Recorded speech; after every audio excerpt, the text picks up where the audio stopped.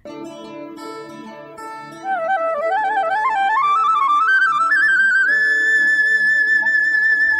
श्रोते हो, रेडिओ जयंतच्या आनंदी कट्ट्यावर मी अनुराधा आपणा सर्वांचं मनपूर्वक स्वागत करते. श्रोते हो, आजच्या आनंदी कट्ट्यावर पुण्याचे दिवाकर बुरसे यांनी साद प्रतिसाद दाद या शीर्षकाखाली एक अतिशय सुंदर विचार मांडणारा लेख लिहिलाय. तोच आजच्या आनंदी कट्ट्यावर तुमच्याशी सुद्धा शेअर करते. ऐकूया. कुणी साद घातली ना तर प्रतिसाद द्यायला हवा. कुणी प्रतिसाद दिला तर आभार मानायलाही विसरू नये. याला संवाद म्हणता येईल. सुसंवादासाठी साद, प्रतिसाद, दाद, धन्यवाद यामध्ये सातत्य असावं. एखाद्याच्या कला प्रदर्शनाला रसिकांनी, दर्शक, प्रेक्षक, श्रोत्यांनी दाद देणं हे फार महत्त्वाचं असतं. कला निर्मितीमागे कला प्रदर्शन अंतर्भूत आहेच. कलेसाठी कला, स्वांत सुखाय कला हे म्हणणं सत्य नाही. कलाविष्कारासाठी कलाकार आणि कलाकृतीचा रसस्वाद घ्यायला रसिक हे हवेतच. रसिकांखेरीज कला आणि कलाकृती अपूर्ण आहेत. म्हणूनच कलाकाराला आणि त्याच्या कलाकृतीला रसिकांचा रसरशीत प्रतिसाद आवश्यक आहे. कोणत्याही कला प्रदर्शनाला भरभरून दाद द्यायला हवी. दाद देणं हे जिवंतपणाचं, जिंदादिलीचं लक्षण आहे. आणि कलाकार अशाच जिंदादिल रसिकांसाठी हापापलेला असतो मित्रहो. जेव्हा जेव्हा तुम्हाला एखादी गोष्ट आवडेल ना, त्या त्या क्षणी तात्काळ त्या माणसाला लगेच सांगा, व्यक्त व्हा, त्याचं कौतुक करा, त्याला दाद द्या. अशी दाद कधी शब्दानं, कधी कटाक्षानं, कधी स्पर्शानं, तर कधी एखाद्या स्मितानं सुद्धा देता येते.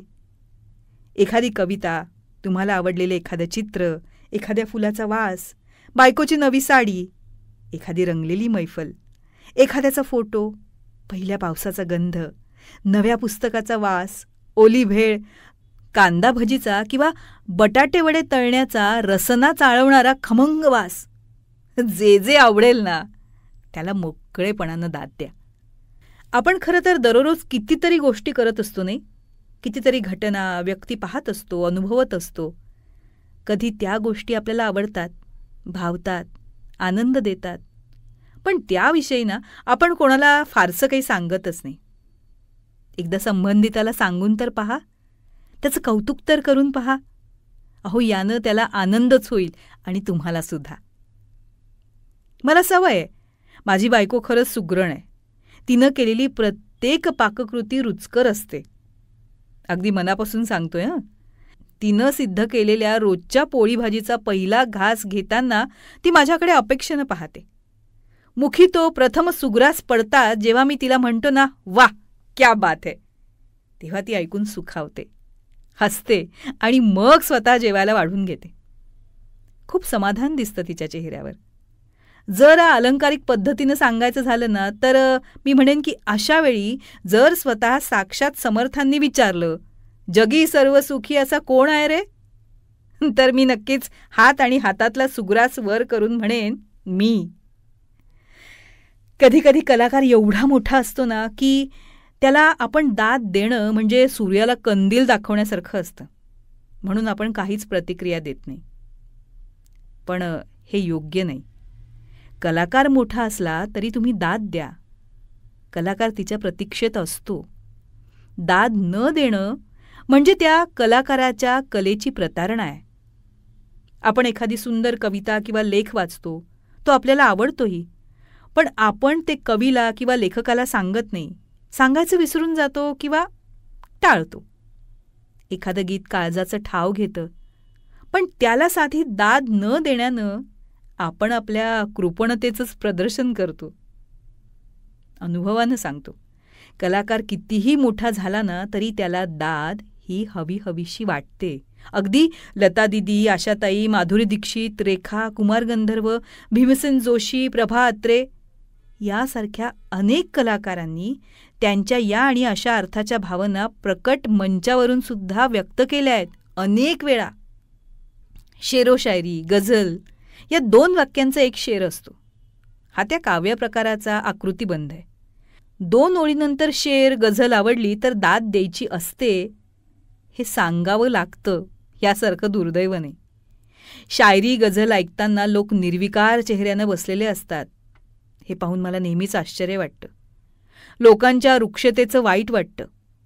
प्रसिद्ध शायर ॲडव्होकेट भाऊसाहेब पाटणकर आपल्या मैफिलीच्या आरंभी श्रोत्यांना म्हणायचे, मैफिल अपुली रंगण्या जर का हवी, मैफिल अपुली रंगण्या जर का हवी, आम्हा नको सौजन्य, तुमची जिंदा दिली नुसती हवी.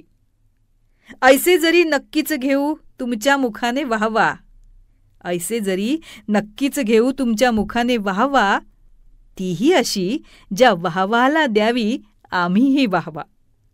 पु ल देशपांडे आणि वसंतराव देशपांडे पूर्वी एकत्र गायनाचे कार्यक्रम करायचे. त्यात बऱ्याच वेळा पु ल गायचे आणि वसंतराव तबल्याची साथ करायचे.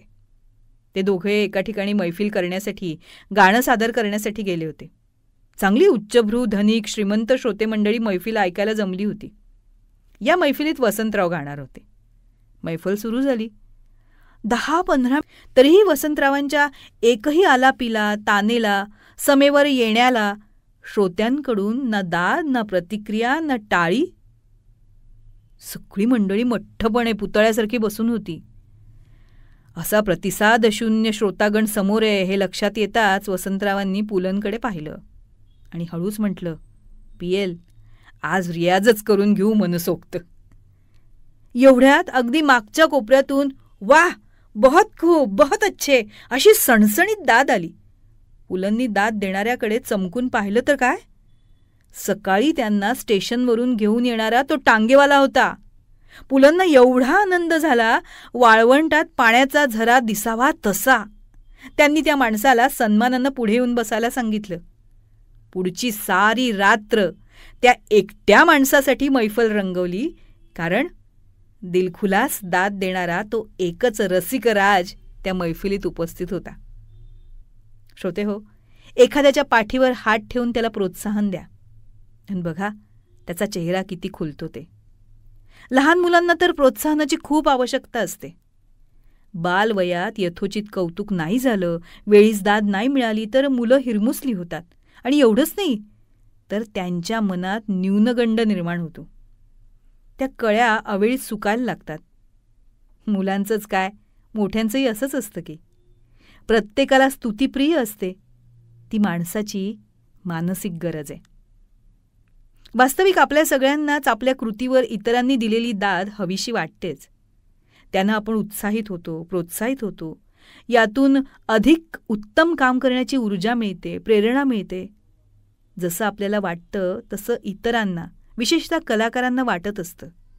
दाद मिळाली नाही तर मग कलावंत निरुत्साही होतो, व्यथित, निराश, उद्विग्न होतो. प्रतिसाद शून्य रसिकांविषयी संस्कृत कवी भवभूती काहीशी अशीच भावना एका श्लोकातून मांडतो. इतरताप शतानी यदृच्छया वितरतानी सहे चतुरानन अरसिकेषु कवित्व निवेदनम शिरसी मालिख मालिख मालिख. इतर ताप शतानी खुशाल दे बाबा, पण अरसिकाला कवित्व निवेदन नको लिहू. म्हणूनच दुसऱ्याचं कौतुक करा, करायला शिका, दाद द्या, दाद द्यायला शिका. कलावंत आपल्या कलाकृती सादर करून तुम्हाला साथ घालीत असतात. या आणि पहा माझा प्रतिभाविलास. बेगम परवीन सुलताना पुण्याच्या सवाई गंधर्व संगीत महोत्सवात तर गंगाधर महांबऱ्यांचं एक मराठी गीत अवश्य सादर करतात. रसिका, तुझ्याचसाठी मी एक गीत गाते. हे गीत त्या गातात वाहवा करणाऱ्या जिंदातील रसिकांसाठी. श्रोते हो, आपणही इतरांना उत्स्फूर्त प्रतिसाद देऊया. साद, प्रतिसाद, दाद हे आदान प्रदान अखंड चालू ठेवूया. त्यानं आपलं आणि इतरांचं सुद्धा जीवन समृद्ध होईल, आनंदमय होईल. हो ना? तेव्हा श्रोते हो, हा होता आनंदी कट्ट्यावरचा आजचा सुंदर विचार. तुम्हाला तो कसा वाटला याविषयीची तुमची कमेंट बॉक्समध्ये नक्की लिहा. आणि त्याचबरोबर रेडिओ जयंतचे दर्जेदार कार्यक्रम ऐकण्यासाठी रेडिओ जयंत लाईक करा, शेअर करा आणि सबस्क्राईब करा. रेडिओ जयंतचं सबस्क्रिप्शन फ्री आहे. आणि त्याचबरोबर नोटिफिकेशनसाठी बेल आयकॉनवर क्लिक करायला सुद्धा विसरू नका.